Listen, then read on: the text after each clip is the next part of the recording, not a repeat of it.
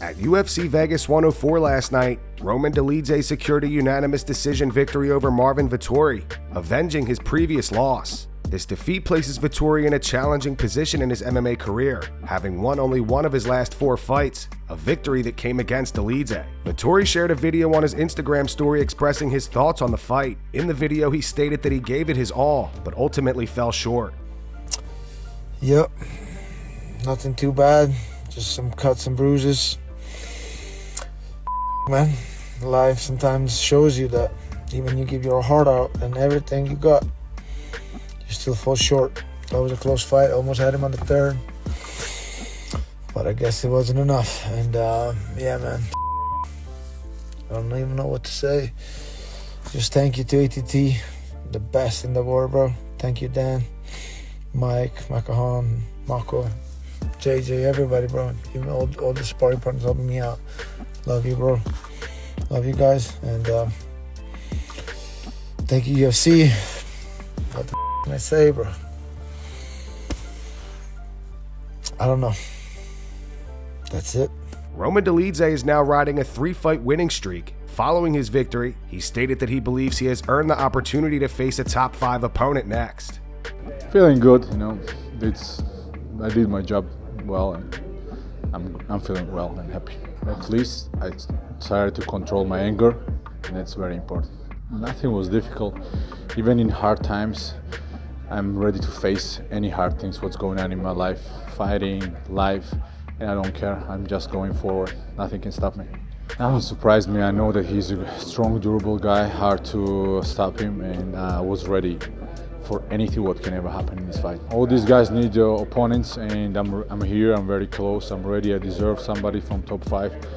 I'm on 3-fight win streak, I'm number 8 after Marvin, and let's go, let's do this. Knowing me, UFC sometimes can call me like 6 days before fight, and I will fly from outside, another side of the world, and I will fight in 5 days. I don't know, a couple days ago I had my 3rd boy. He didn't wait me, he was supposed to come after fight, but he's like me, he can't wait, and I will go home and I will hug my kids. Paddy Pimblett claims he had a brief encounter with Colby Covington over the weekend while both were attending Power Slap. According to Paddy, as he walked past Colby, Colby just stared at the floor. There was lots of other people in there, bumped into Theo Von Beerkreis, yeah, had a laugh with them. Walked past Colby Covington, he stared at the floor, talks a big game online, his undies in person. Merab Dvalishvili ran into George St-Pierre last night at UFC Vegas 104, where the two discussed Merab's recent achievement of breaking GSP's long-standing UFC takedown record. During his recent bantamweight title defense against Umar Nurmagomedov, Merab secured his 92nd career takedown, surpassing GSP's previous record of 90. I want to tell you again, it was your record. Now I'm my record. Yeah, congratulations. Yeah, thank you. You do it better than anyone. You're the king at this, man. We are the 2 of the guys who was the most takedown. Most takedown, yeah. The record are made to be broken. So I'm glad. Congratulations. Until a new guy try to get yours. I'm a big fan of yours. And I love your fighting style. Thank you. We all know that you pretty much undefeated because you lost guys and you beat them, and you know, like, it's crazy how. Thank you, man. I'm glad that also you represent the Georgian people. Georgian people are very tough. A lot of Georgian guys helped me with my wrestling back home, so I'm very happy that you represent it very, very well. So it looks like somebody actually sent their kid to train with Islam Makhachev in Dagestan for 2 to 3 years. If you want your son high-level wrestling, send him 2-3 years Dagestan and forget. 3 years? Yes. I'm good. Amigo from Madrid. ¿Cómo estás, amigo? Good, but so tired. So tired. Right, tired. The training of that. Barca number 1? No. Real Madrid. Real Madrid. First guy who come to Dagestan for how many? Years. 2-3 years. 2-3 years. Send him to Dagestan. Yes, of course. What is her name? Gonzalo. Gonzalo. Alexander Hernandez defeated Kurt Holobaugh via unanimous decision last night, securing back-to-back wins for the first time since his TKO loss to Donald Cerrone in 2019. Since that defeat, Hernandez has struggled with consistency, alternating wins and losses, and suffering 2 separate instances of back-to-back defeats. Following his victory last night, Hernandez highlighted his growth as a fighter, stating that his performance showcased his UFC experience. He emphasized that he was able to make key adjustments during the fight, something that he had previously struggled to do. Oh yeah, man, it's everything. I mean, nauseating for one. I felt so nauseous. Weird thing dealing with the last 24 hours, but God, it was hard fought. Feel real good about it. It was nice to finally blend in the grappling. I hadn't strung a couple together or dominated on the ground since like Mercy in 2018. So it's nice to put it together. Yeah. I felt I need to keep working on like my own self-criticism. I need to. I think it showed a lot of veteranship and a lot of experience in the game for me, because in the past I didn't make those adjustments. I folded in certain situations in the past, and here I was able to do what I needed to do, and really had some really clean entries and some good dominating positions, because that guy doesn't stop working. Like, he had me in like a calf slicer I was trying to work through for a bit, some Kimura attacks, armbar attacks, guillotines, and so unfortunately, a lot of it was just fending him off of me and trying to secure my positions. But yeah, I'm proud of it. It was a real good opponent to conquer. Chael Sonnen says after watching Alex Pereira versus Magomed Ankalaev, the narrative that Alex can't wrestle is over. Despite Alex losing the fight, he successfully defended all 12 of Ankalaev's takedowns. On his YouTube channel, Chael said you don't get very far when you start talking about Alex Pereira versus John Jones. You just don't get there because we know that John can throw him down and beat him up. Like, that's just something John does so well. He can throw people down and then beat them up. Well, you go watch this fight and you go, hey, you know what? It turns out that old Alex Pereira isn't so easy to take down. Alex Pereira really showed some stuff. The entire narrative that he can't wrestle and he can't defend is now gone. Ankalaev revealed his plan, and that was to take him down. His plan failed. Matt Serra gives his thoughts on Alex Pereira's loss to Magomed Ankalaev. Serra believes the fight was close enough to warrant an immediate rematch, and believes it is a winnable fight for Alex. Go check out Serra's full appearance on the Overdogs podcast. Links in the description. I have nothing against Ankalaev, but it came down to probably.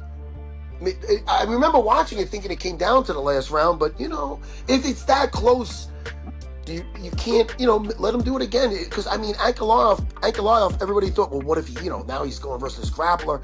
He didn't get him down. Yeah, I thought Alex won the 5th round. Yeah, so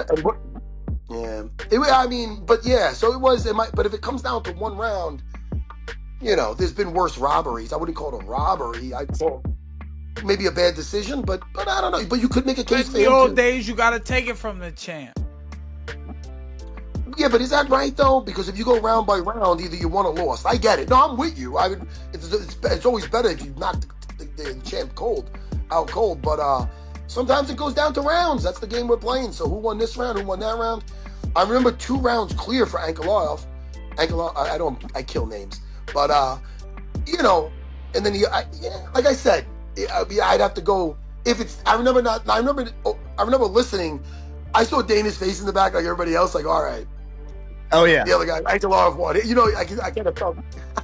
I don't know any inside, but I could tell he kind of wanted to, 100%. Pereira's that guy. But it's an instant rematch. Instant. Yeah, there you go. So, and it's definitely a winnable fight now. Daniel Cormier believes the current state of the UFC lightweight division is a mess. With Ilia Topuria vacating his featherweight title to move up to 155, DC shared his thoughts on how the UFC can restore order. He outlines the matchups and decisions he would make as a UFC matchmaker to bring clarity back to the division. 155 right now is a complete mess. It's a mess.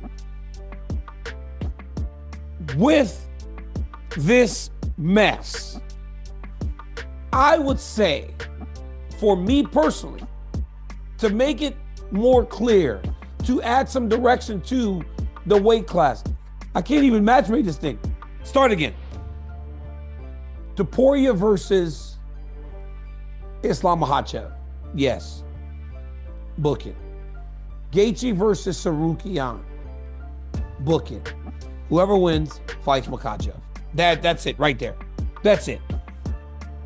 Topuria gets the shot. Sarukian, Gaethje. Winner gets the title fight. We're back in line at 155. Oliveira, go down to New Orleans. Fight Dustin Poirier. If you win again, you're next after that guy. There it is. That's it. Oliveira fits the bill. Oliveira is a former champion, a big name. He could be the type of guy Poirier would want to fight in his retirement fight. Brendan Schaub believes the UFC is in trouble after Alex Pereira lost his light heavyweight title to Magomed Ankalaev. Brendan thinks Islam Makhachev is now the UFC's biggest star. He went on to say the UFC's in some trouble, man. Hey, name their big star. Ankalaev? How many pay-per-views is he selling? 2, his mom, his uncle, who else? Who do you want? Alessandro Pantoja, 125. We don't give a f. 135. Who else have you got? Merab Dvalishvili? Nah, not happening. At middleweight, Dricus du Plessis has a chance. Islam Makhachev is probably their biggest star. Pereira is still their most pay-per-view guy, but Makhachev is the biggest star pound for pound. And you know he's exciting. He's the one Dagestani that's exciting.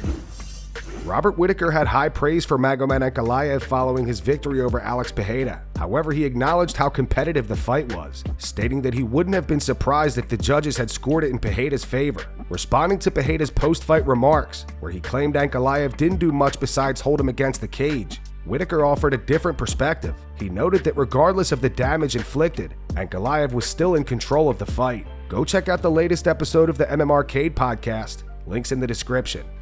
Yeah, maybe, potentially. You know, Pereira has an uncanny ability of coming back from danger, right? Yeah. But I don't know, Ankalaev looked really good that fight. I thought his forward pressure was definitely the lead component to winning. You know, when the judges' scorecards came up, like the announcement for the winner, if they gave it to Pereira, would I have written a letter of complaint? No, because it was close, and I can see them doing funny business. I thought Ankalaev won.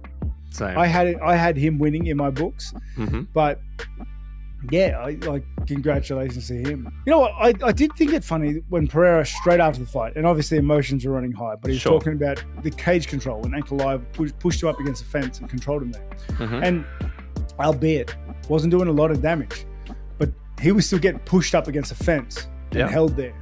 You know, it wasn't like Ankalaev wasn't trying to do anything, and if it was.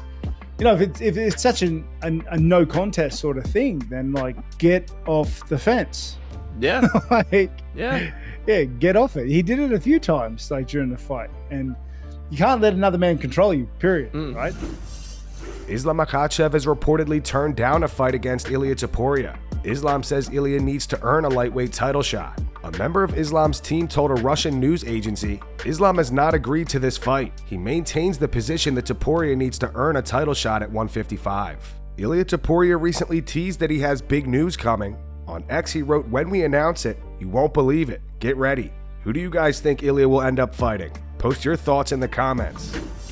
Magomed Ankalaev's coach, Sukrab Magomedov, has accused Alex Pereira of cheating during their fight. He believes Alex was greased and claims Magomed Ankalaev thought the same thing. He went on to say, when Magomed pushed him to the fence near our corner, it seemed to me that Pereira was greased with something. Ankalaev said afterwards that he smelled like he had some ointment on and was sticky. The sweat didn't flow off his body. It gelled up. That's what it looks like. On his body too. Glover Teixeira is really experienced in stuff like this. And that's going to wrap it up for the news. Thanks for watching. For daily MMA news and content, subscribe to Full Mount MMA and click the bell icon to be notified when we post videos. Here are the 3 top comments from last video. The first one's from Count Ravioli 182. It says, people keep saying Conor McGregor will never fight again. He's literally fighting addiction as we speak. The second one's from Yamato Trey. It's in reference to John Jones getting the Avatar haircut. It says, did John Jones get that haircut because when the world needed him most, he vanished? And the final one's from Jeffrey. It's in reference to the back and forth between Matt Serra and Tim Welch. It says, Tim Welch eats corn the long way. Those were the 3 top comments from last video. If you want to be featured in the next one, all you have to do is comment down below. And if you missed yesterday's news, click the video on screen right now to get caught up.